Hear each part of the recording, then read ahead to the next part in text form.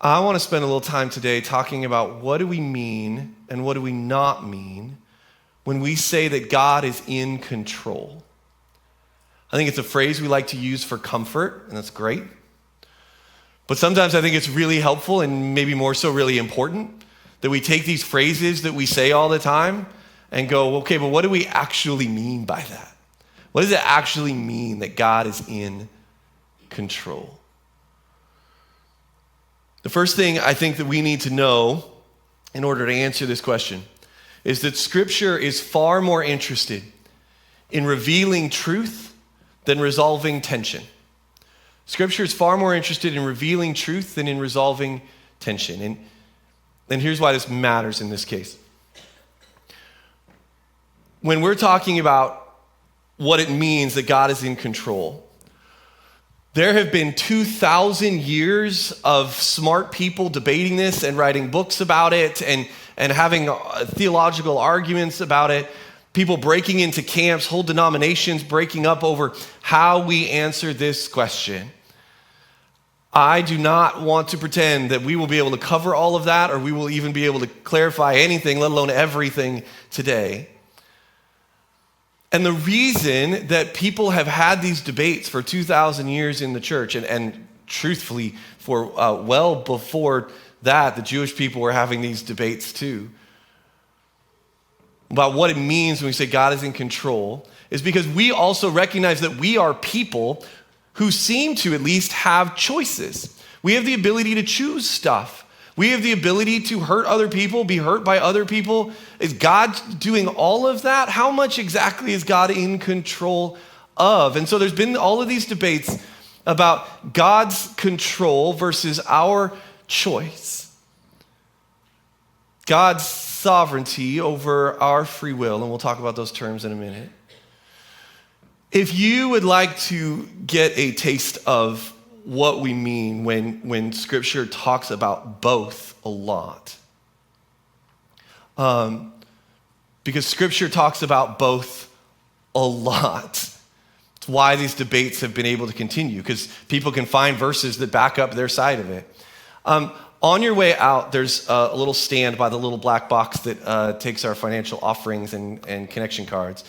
There's a little stand there that has some almost bookmark-sized things on it that just list 12 verses for each of our free choice and God's control, God's sovereignty. And there are many, many more, but that would be a starter. You can grab that and go, what do these verses say? Because again, Scripture is far more interested in revealing truth than resolving tension. And so if we would hear these two things and go, wait, that doesn't seem to work.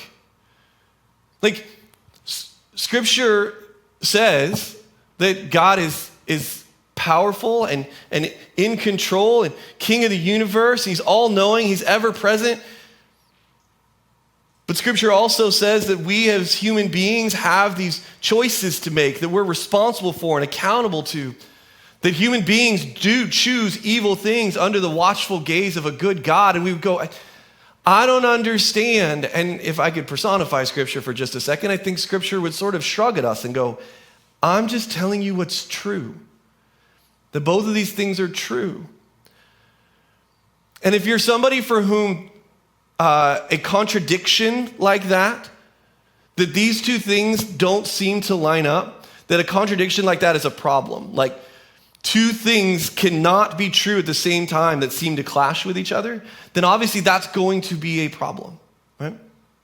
And that's okay. I totally get wanting to wrestle with that. The reality is, in our world, in our everyday lives, there are lots of what's called paradoxes. That's what that word means. Two things that seem true, but seem to contradict each other. There are lots and lots of paradoxes as we go through the world that we are totally fine with in our everyday lives. And if that can be true, I don't want to minimize the uncomfortableness there of that tension. But if it can be true in our everyday lives, I think it can be true in our faith too. That we would go, these things can be true at the same time. And again, all of that debate then is about how we try to resolve that tension. And Scripture is so much more interested in just telling us what's true. Again, there's a ton of verses about both. If we go back to James chapter 4, where we were earlier, and I back up a little bit to verse 7, notice the action words in this. James writes, "So humble yourselves before God. Resist the devil, and he will flee from you. Come close to God, and God will come close to you. Wash your hands, you sinners. Purify your hearts, for your loyalty is divided between God and the world." We choose humility. We choose whether to resist or not. We come close to God or we don't. We choose where our loyalty lies. But then we fast forward to verse 13, where we were earlier. "Look here, you who say today or tomorrow we are going to a certain town and will stay there a year. We will do business there and make a profit. How do you know what your life will be like tomorrow? Your life is like the morning fog. It's here a little while and then it's gone. What you ought to say is, if the Lord wants us to, we will live and do this or that." Okay, God is in control. But it continues. Verse 16, "Otherwise, you are boasting about your own pretentious plans, and all such boasting is evil. Remember, it is sin to know what you ought to do and then not do it." Well, which is it, James? Is God in control of tomorrow, or do we get to choose what we do and do not do with what we know? In any debate, I like to find places of common ground and common understanding. Just sort of wired that way. So that with all that we don't know, what are the things that we know for sure? What do we know we mean when we say God is in control? Okay, we mean that God is actively at work. He did not start the world spinning and walk away. He is not absent. He did not give up on us. God's reactions are under control, and he is still in control, active and trustworthy. We mean that God is actively at work, and we mean that God is not out of control. He's not overwhelmed by the state of the world. We might be, but he's not. He's not anxious or unprepared. He's not surprised, and he will not run away, and nothing has extended beyond his reach and what he can control. The fancy church word for all that I mentioned earlier is sovereignty. God is sovereign. When we say God is in control, it's part of what we mean is God is sovereign, which means that he is king. He is ruler over all, and nothing will stop his ultimate purposes. History will rise and fall to his determined ends. I actually, without really knowing it, preached my very first sermon on this topic. I was 16 years old, standing very nervously in front of the very kind people of Pioneer United Methodist Church in Walla Walla, Washington. And I don't remember much about what I said in that 15 minutes. Some of you are like, 15 minutes? Anyway, I don't remember much about what I said. But again, in fairness to me, I was very nervous. And it was literally last millennium, okay? It was a long time ago. I don't remember. I do remember the texts I used were from Proverbs 16 that we did earlier, and Proverbs chapter 3 that says this: "Trust in the Lord with all your heart. Do not depend on your own understanding. Seek his will in all you do, and he will show you which path to take." And I had this analogy about a chessboard, and the black pieces were evil and the white pieces were good, and the evil was coming for us, and God is moving with all the pieces around and making everything work out the way that he wants it to work out. And I'm sure people nodded along, and I know some people said nice things afterwards. The problem is that analogy is terrible and false. You are not some chess piece that God is moving around the board. You are not a puppet or a robot. That is not how God designed us. God, in his wisdom, in his sovereignty, has chosen to give you free will. You're not a puppet, you have free will.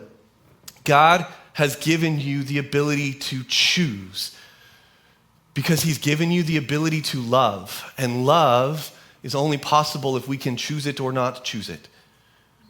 You've been given choice. You have choices to make, and you are accountable for those choices. Now, many times over the years, I'll be honest, I have wondered why I bother showing up at all. Why do I bother trying?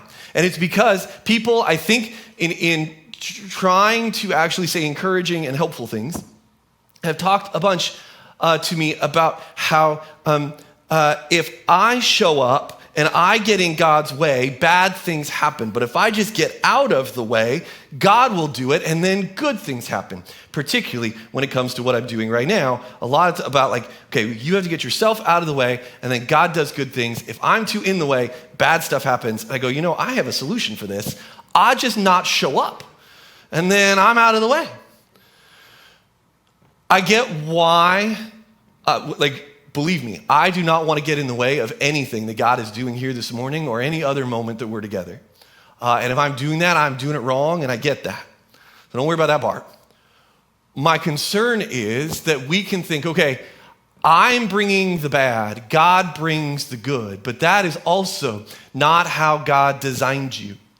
God designed you with gifts and abilities, with a heart that breaks, with a mind that dreams.